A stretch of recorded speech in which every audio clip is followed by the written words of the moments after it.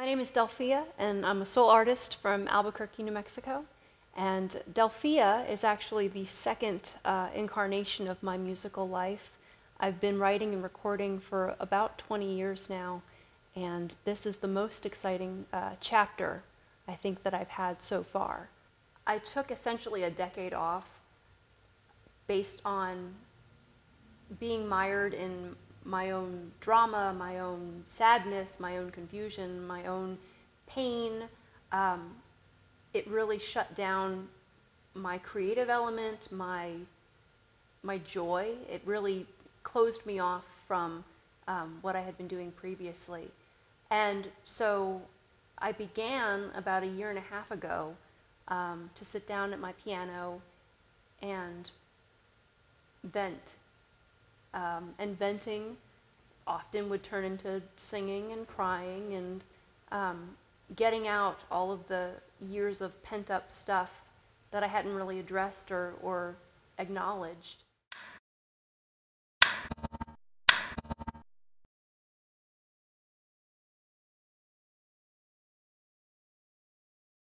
I come from a family who are not necessarily musical themselves. My grandmother took piano lessons, my mom took piano lessons. Everybody sang. My grandmother has a fantastic voice. She would often sing, opera while she was cooking in the kitchen. And so no one really pushed me toward music. It was around me my whole life. And I think initially it started as sort of this desire to perform. I was very young, and I got involved in dance and theater, and then piano, and just trying to find the creative outlets that resonated with me as a kid, that I felt that I could express myself adequately. And that's how it began, and how it began to grow. And it took on several different avenues. I did musical theater for a while, and different things that, again, were adequate creative outlets for me to express myself. This song is called Wine is My Valentine, and it's a recent composition of mine. Sometimes you end up in situations where the love runs out or the love goes south, and you find ways to console yourself. I know that I have spent many a Friday evening with a good glass of wine, and so the song sort of came to me in those moments when I thought that wine made perhaps a better companion than who I had been seeing at the time.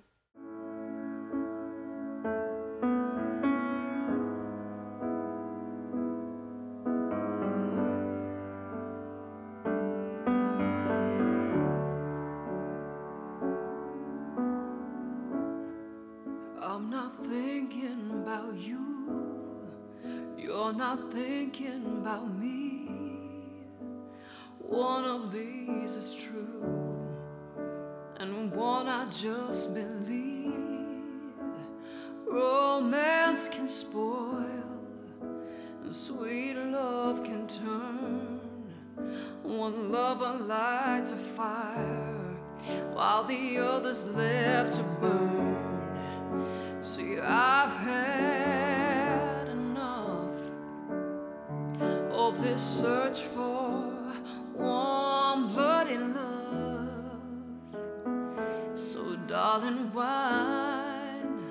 wine is my Valentine. I've made up my mind, just the bottle and I, to get through tonight. Wine is my Valentine, and it suits me just fine. No heart or no line to be broken this time. Won't be broken this time.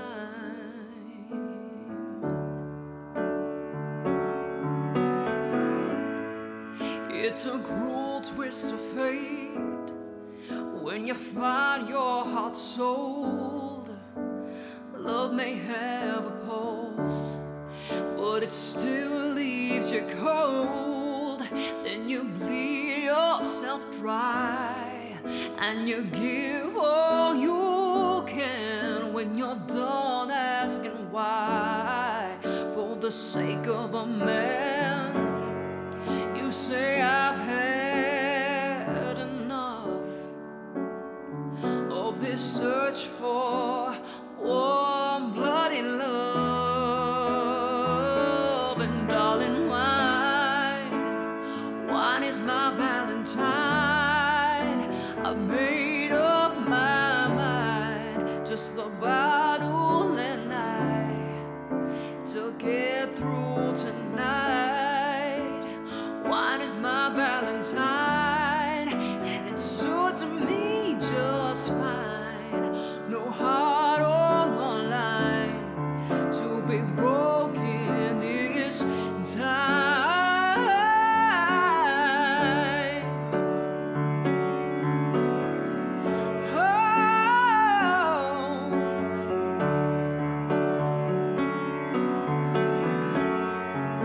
Oh, I've had enough of this search for warm, bloody love.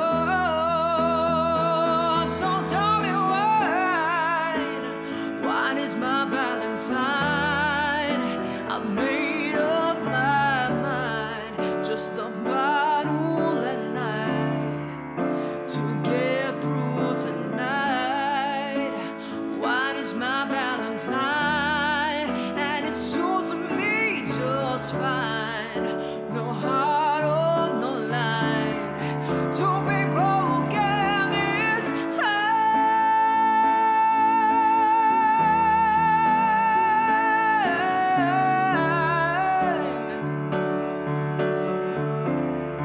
Won't be broken this time. Woo,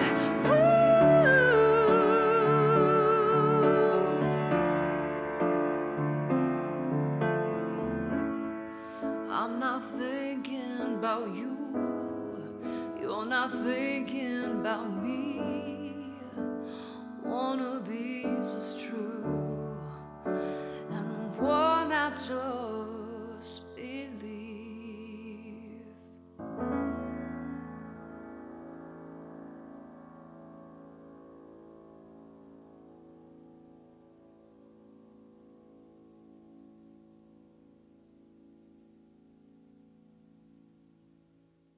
I tend to find I write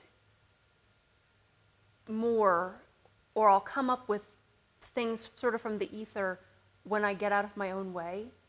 I've tried to really discipline myself as a writer, to take time at least once or twice a week and try to work on songs, and sometimes that'll be successful. I mean, if you have sort of a formula, or you have sort of a really good idea that you want to run with, that can be productive.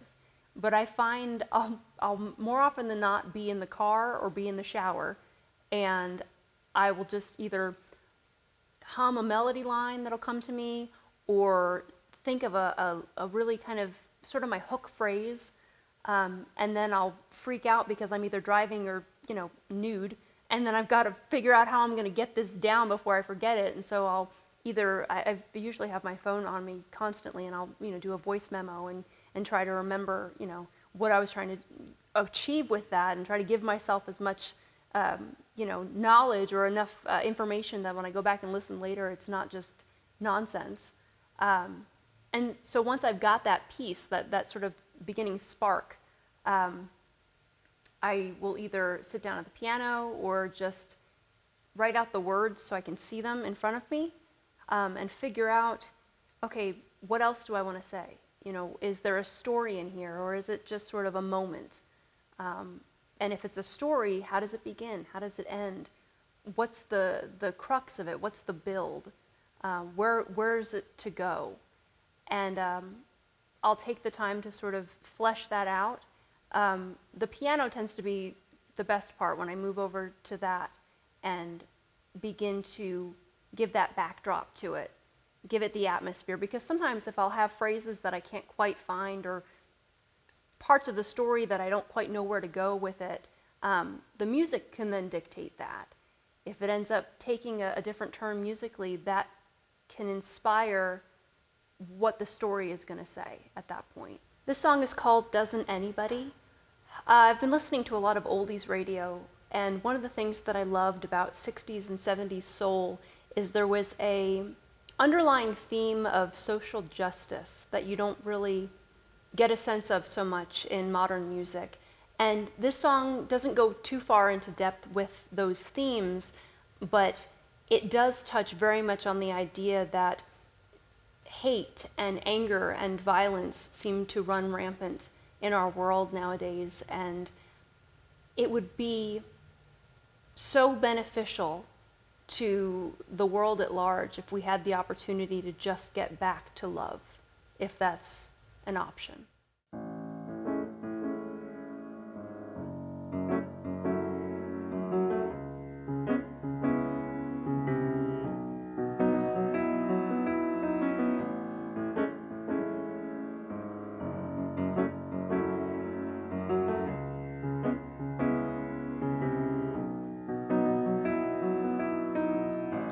Look around, days are long,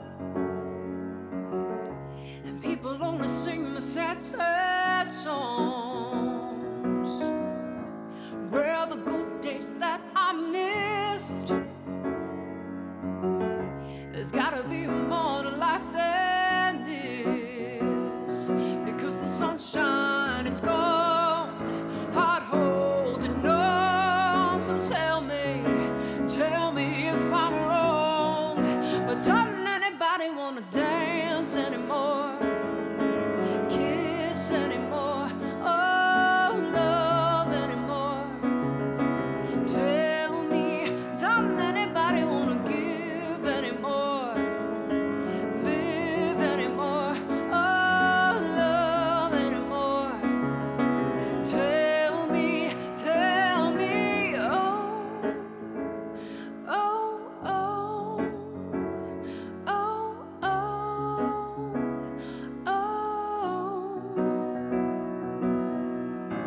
Read the news, it's all the same. Same old story, different names. How many families must break up before we realize we must wake up? Because the sunshine, it's gone, heart holding on. So tell me if I'm wrong, but doesn't anybody wanna dance anymore, kiss anymore, oh, love anymore?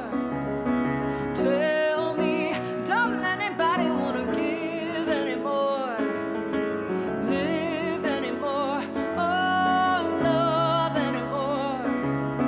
Tell me, is it you, is it me, is it everyone I see? Seems to be that something's gone away. The less we try, the more we cry, when we can't seem to make it right. Gotta find a way to make a brighter day, 'cause doesn't anybody wanna dance anymore, kiss anymore, oh, love anymore? Tell me, doesn't anybody wanna give anymore, live anymore, oh, love anymore? Tell me, doesn't anybody wanna dance anymore, kiss anymore, oh, love anymore? Tell me, doesn't anybody wanna give anymore,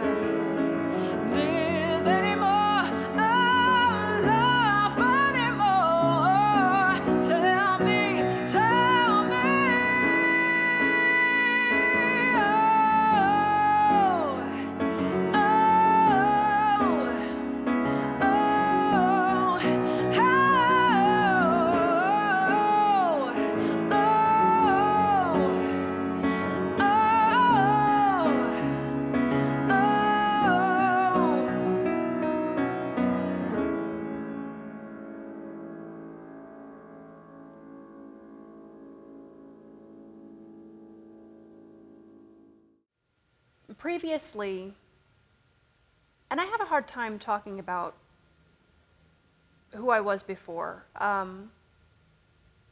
You know, I speak a little disparagingly about the music and about the approach and the singing, and I had made some considerable strides for an independent artist. I had auditioned for Clive Davis, for Quincy Jones. I had received a songwriting scholarship to Berklee Music up in Boston. I was playing South by Southwest and places like the Bitter End and CBGB's and a lot of different, you know, the Wild Horse Saloon. There was a lot of great venues that I had played, and I was on TV, and I had done a lot of stuff. But I think I look back at it now, and it's sort of tainted. It sort of carries the connotation of everything that happened after that. So I had moved to Nashville to pursue songwriting. I had gotten to a place in my artistry where I felt like I was writing several different types of genres, and it's really hard to get a record deal when a label can't quite pinpoint, and you can't even pinpoint the kind of artist that you are. And I thought, well, I'm writing a wide variety of styles. Maybe songwriting is where I need to be. And so I moved to Nashville, and I had a situation that occurred with someone I knew previously from the East Coast. They were a fan. They were, I hate to use the word stalker, but they had an unhealthy fixation with me. And they happened to come out to one of my shows in Nashville. And against my better judgment, I spent more time with them than I should have that particular evening. And I was attacked.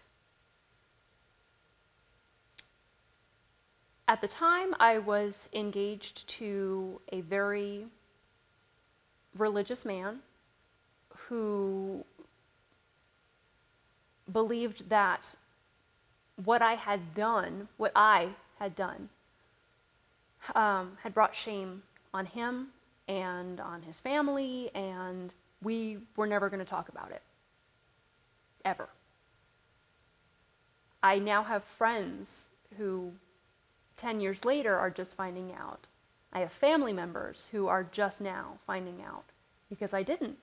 I put it in a box, and I buried it deep, and I was never going to dredge it up. About a month later, he couldn't handle it anymore. We were going to stay together, and then, no, just the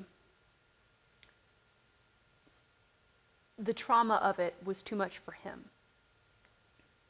And the aftermath for me was too much for him to handle. So I began to self-medicate. I drank a lot. And then I began to present with a lot of chronic pain. And so I went to my doctor, and I was in fact diagnosed with fibromyalgia, and so they put me on pain pills. I also was having panic attacks, so they gave me anti-anxiety medication, and then antidepressants, and eventually I was on something like 13 different medications every day just to get out of bed and function and not have to feel. And so that's what I did for about 10 years.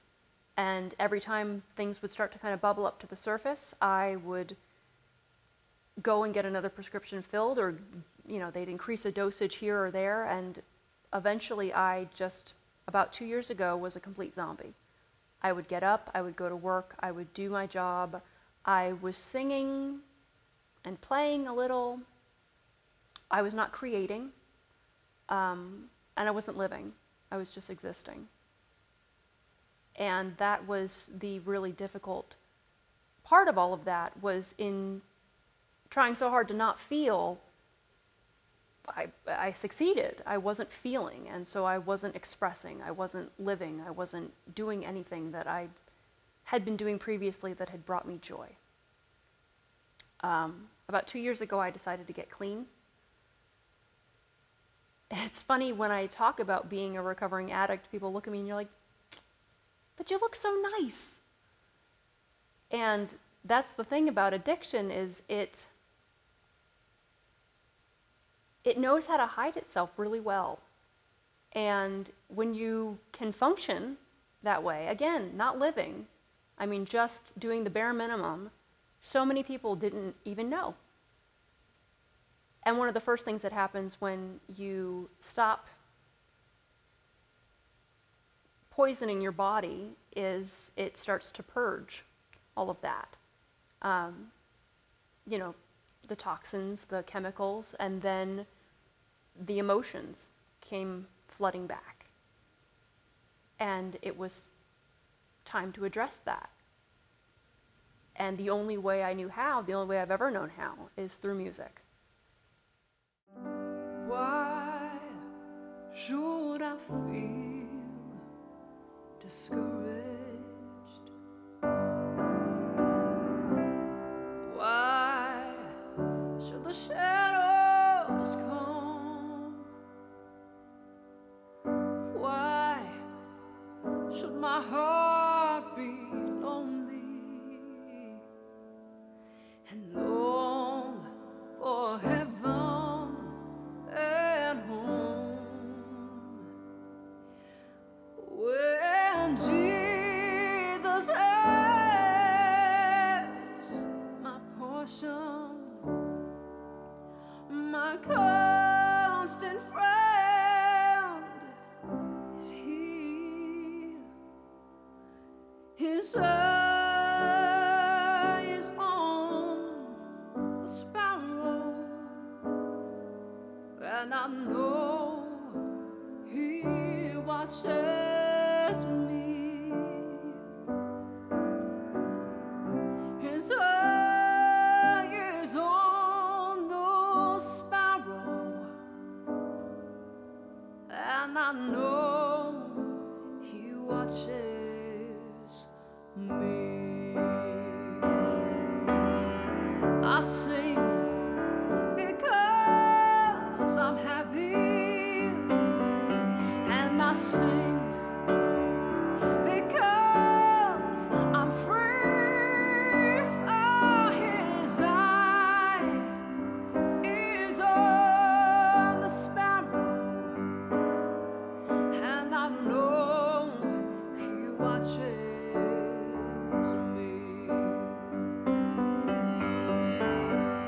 Whenever I am tempted,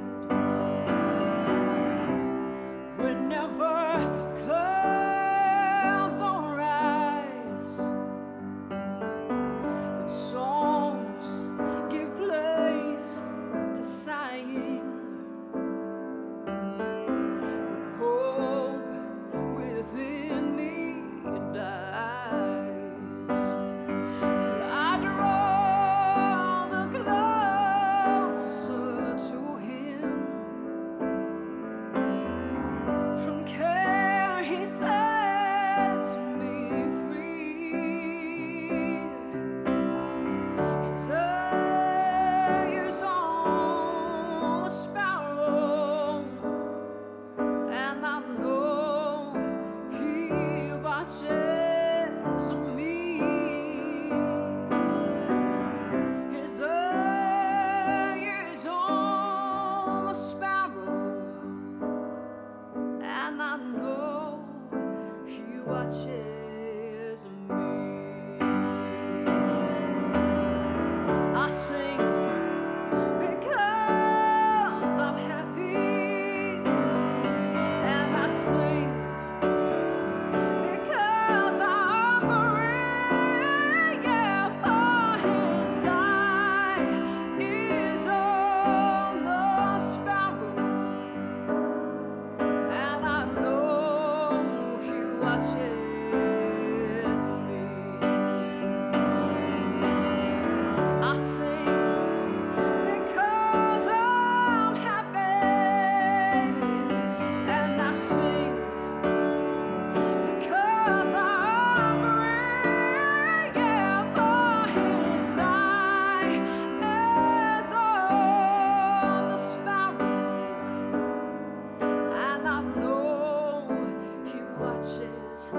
'cause I know He watches.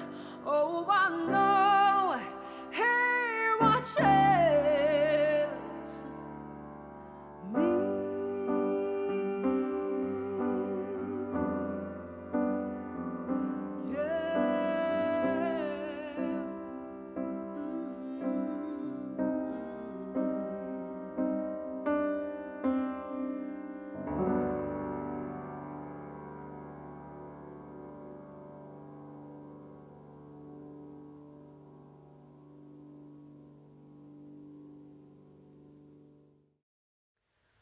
I've been an admirer of Larry's work for, I would say maybe 3 or 4 years.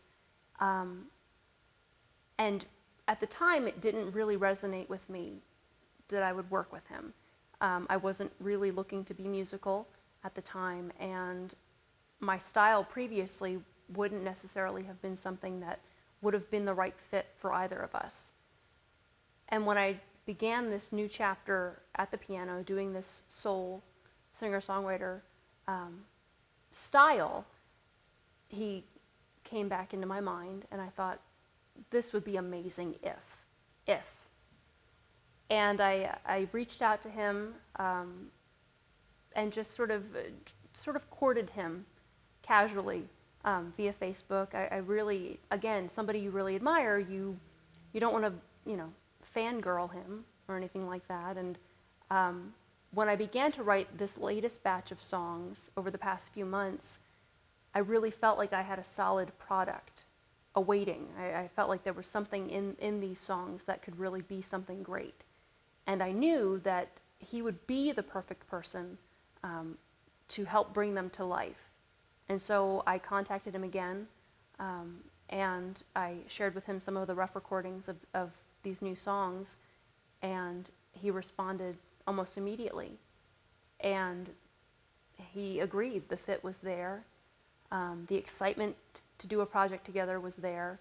And to me, that just spurred me on to know that somebody, again, that I admired so much really appreciated my craft and really enjoyed what I could bring to an album. To be able to work on a project with a producer of the caliber of Larry Klein, I want to make sure that I am the absolute professional when I get in that studio, and that these songs are tight and they are on point and they are concise and they are the best that they're going to be, and vocally that I can get in that booth and step up to that mic and deliver immediately. An opportunity to work with someone like this doesn't come around very often, and I want to make the most of it. I want it to be a springboard, and if I can discipline myself to have the songs ready, have my voice ready, have my mindset ready, I think I have a real opportunity to achieve it being that springboard. What I appreciate about Larry as a producer, even in our first conversation together, he listens.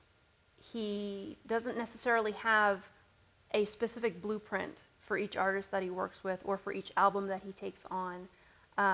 Some of the ideas that we had tossed around was me being on piano for some pieces, but some of the other pieces just call for a full band. He's got some of the best musicians in Los Angeles that he's worked with in the past, and so I think a lot of the songs will probably be full band arrangements, and so I'm just really excited to get in there and to meet them and to really take these songs and just bring them to life and just breathe a whole new piece of life into them. Moonlight speaks to some situations that I've had in the past where maybe I've had friends that I've had romantic feelings for, but in the spirit of not wanting to ruin that, you try to convince yourself that anything you're feeling clearly has to have been caused by some outside force,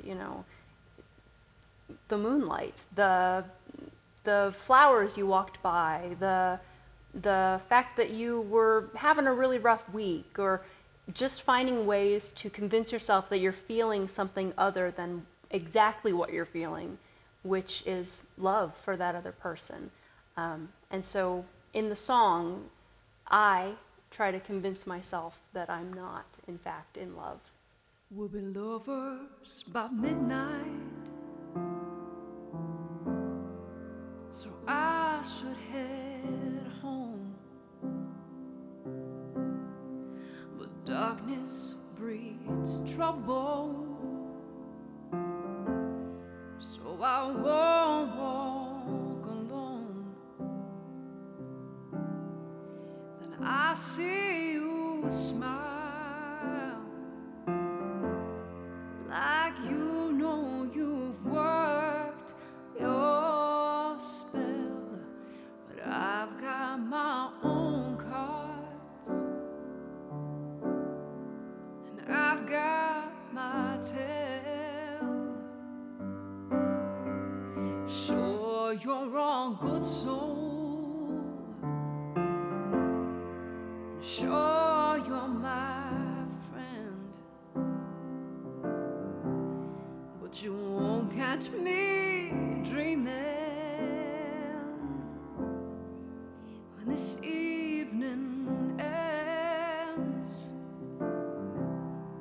'Cause my heart's been locked up and kept quiet for a long, long while. But then there's that smile, then there's that smile, but it's only moonlight changing the tide. And what's got me blinded, the damn stars in my eyes. Oh, the thought of your kiss, and the real love it's in the skies above. 'Cause it's only moonlight, I ain't in love. I've gotta warn you, you should stay far from me. It's for your own good that you best let me be. 'Cause love muddies waters and leads to a sad goodbye. But when we lock eyes, honey, I'm hypnotized. But it's only moonlight changing the tide. And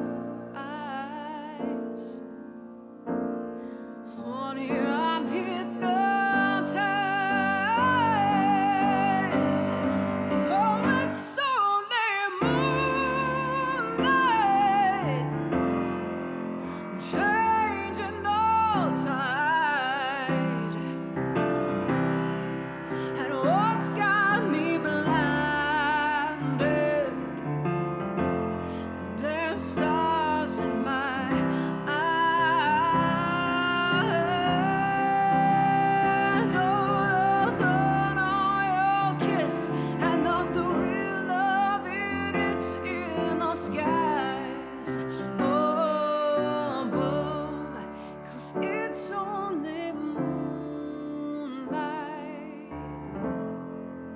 It's only moonlight. It's only moonlight. I ain't in love.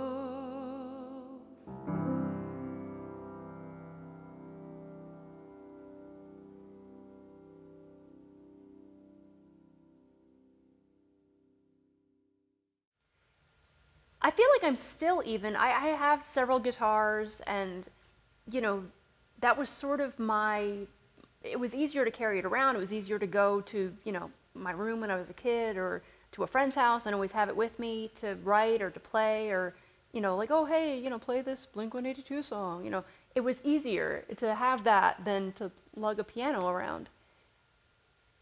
I started at a very young age. You know, when I was 4, we had a family piano. And I don't know if maybe that was where the connection was made, and then I just kind of walked away from it. It just feels like home to me. And what I like about it from a musician standpoint is it's all right in front of me.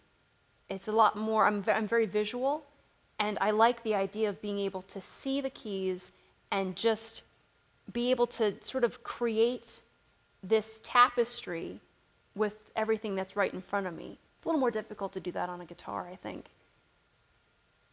And that's just where it developed from there.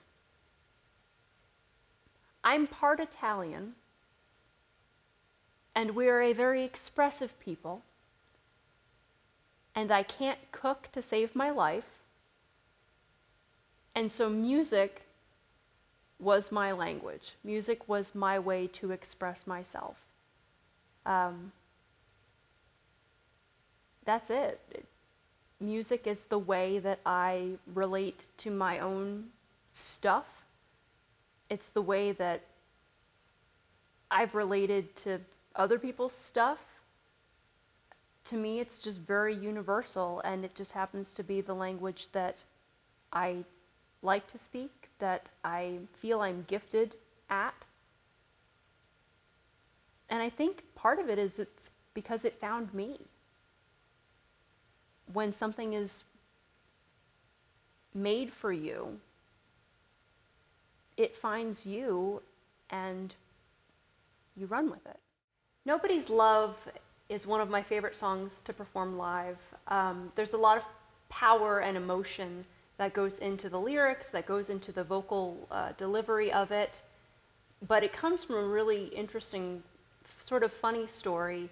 I was leaving my job in retail, and from that day when I put in my notice, I thought they are not going to truly understand or appreciate how much I did for this store, you know, and it was I did very little else than anybody else can do. But I went home, and just my frustration with that position and that company ended up spurring one of my favorite breakup songs in my repertoire. And so it's interesting how you can take something completely different but pull the emotion and the energy from it and allow it to sort of morph into something that resonates with more people than just you and your situation. You'll miss my skin. You'll just wanna hold me again. You'll burn for my kiss. 'Cause it'll never be better than this.